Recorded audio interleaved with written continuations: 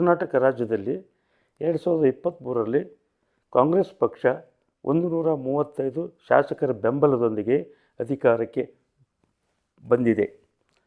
ಮುಖ್ಯಮಂತ್ರಿ ಸ್ಥಾನಕ್ಕೆ ಸುಮಾರು ಪೈಪೋಟಿ ನಡೆದು ಕೊನೆಗೆ ಸಿದ್ದರಾಮಯ್ಯ 2.5 ವರ್ಷ, ಡಿ ಕೆ ಶಿವಕುಮಾರ್ 2.5 ವರ್ಷ ಎಂದು ಹೈಕಮಾಂಡ್ ರಹಸ್ಯ ಒಪ್ಪಂದದ ಮೇರೆಗೆ ಸಿದ್ದರಾಮಯ್ಯನವರು ಕರ್ನಾಟಕದ ಮುಖ್ಯಮಂತ್ರಿಯಾಗಿ ಪ್ರಮಾಣವಚನ ಸ್ವೀಕರಿಸಿದರು.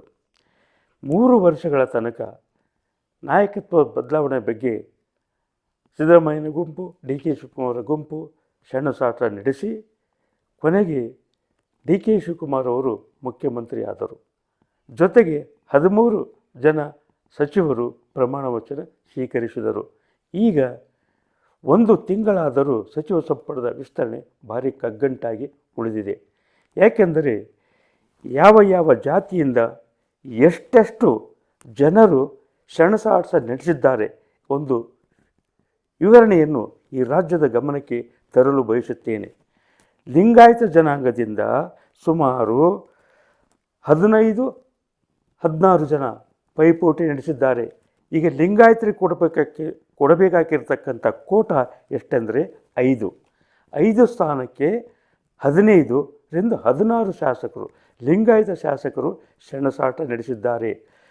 ಯಾರಂದರೆ Laxman Savadi, Lakshmi Hebbalkar, Ashok Pattan, Shivanand Kaujalgi, Ganesh Hukkeri, Vijayanand Kashappanavar, J T Patil, Basavaraj Rayareddy, H K Patil, U B Banakar, C S Nadagouda, Prakash Koliwad, N S Konareddy, Shadakshari, U B Banakar, S S Mallikarjun, Basanagouda Badarli, G S Patil ಹೀಗೆ ಸುಮಾರು 15-16 ಜನ ಲಿಂಗಾಯತ ಶಾಸಕರು ಸೆಣಸಾಟ ನಡೆಸಿದ್ದಾರೆ.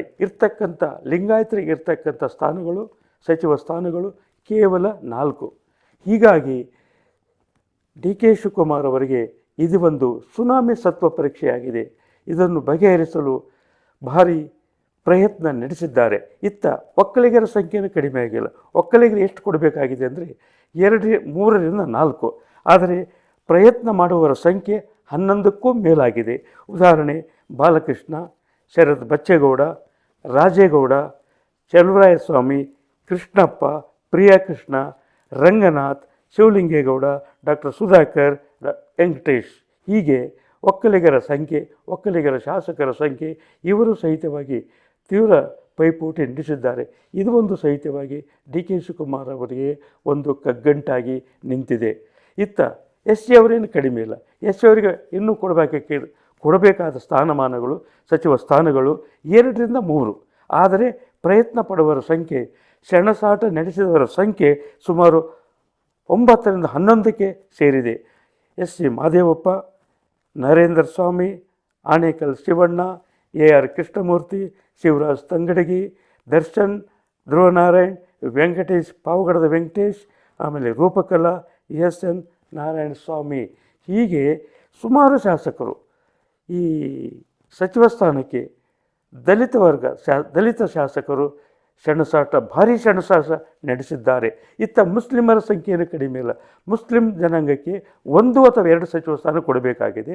ಆದರೆ ಕೇಳುವರ ಸಂಖ್ಯೆ, ಮುಸ್ಲಿಂ ಶಾಸಕರ ಸಂಖ್ಯೆ 5ಕ್ಕಿಂತ ಹೆಚ್ಚಾಗಿದೆ.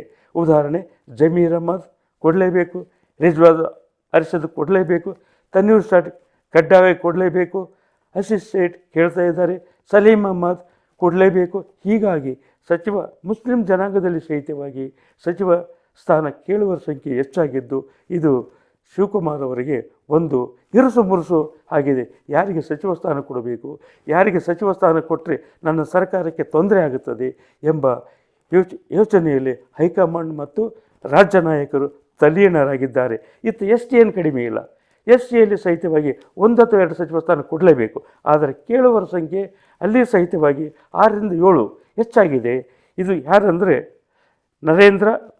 ನರೇಂದ್ರ ಅಲ್ಲ, ನಾಗೇಂದ್ರ, ಎನ್ ವೈ ಗೋಪಾಲಕೃಷ್ಣ, ರಘುಮೂರ್ತಿ, ಪೂರ್ಣಿಮಾ, ಅನ್ನಪೂರ್ಣಿಮಾ ಇವರು ಸಂಡೂರು MLA, ಸಂಡೂರು ಶಾಸಕಿ, ಬಸನಗೌಡ ದದ್ದಲ್, ಬಸವನಗೌಡ ತುರಿವ್ಯಾಳ್ ಹೀಗೆ ಈ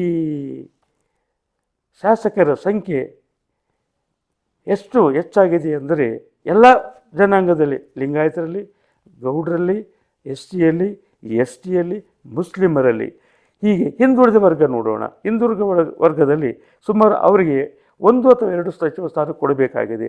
ಆದರೆ ಸೆಣಸಾಟ ನಡೆಸಿದವರ ಸಂಖ್ಯೆ 6ಕ್ಕೂ ಹೆಚ್ಚಾಗಿದೆ. ರಾಘವೇಂದ್ರ ಹಿಟ್ನಾಳ್, ಶ್ರೀನಿವಾಸ್ ತರೀಕೆರೆ, ಗವಿಯಪ್ಪ ವಿಜಯನಗರ ಹೊಸಪೇಟೆ, ಗೋಪಾಲಕೃಷ್ಣ ಬೇಲೂರು, ಭೀಮಣ್ಣ ನಾಯಕ್, ಮಧು ಬಂಗಾರಪ್ಪ, ಹೀಗೆ ಹಿಂದುಳಿದ ವರ್ಗದಲ್ಲಿ ಹೆಚ್ಚಾಗಿದೆ. ಅಹಿಂದ ಅಂದರೆ ಅಲ್ಪಸಂಖ್ಯಾತರು, ದಲಿತರು ಮತ್ತು ಇದರಲ್ಲಿ ಈ ಅಹಿಂದ ವರ್ಗದಲ್ಲಿ ಸಹಿತವಾಗಿ ಭಾರಿ ಸೆಣಸಾಟ ಸಾಗಿದ್ದು, ಇದು ಈಗ 3 ಪಟ್ಟಿ ಸಹಿತವಾಗಿ ರೆಡಿಯಾಗಿದೆ.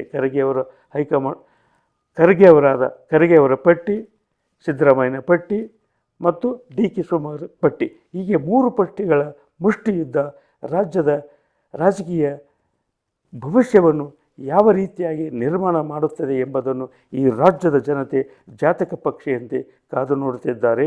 ಜೈ ಹಿಂದ್, ಜೈ ಕರ್ನಾಟಕ.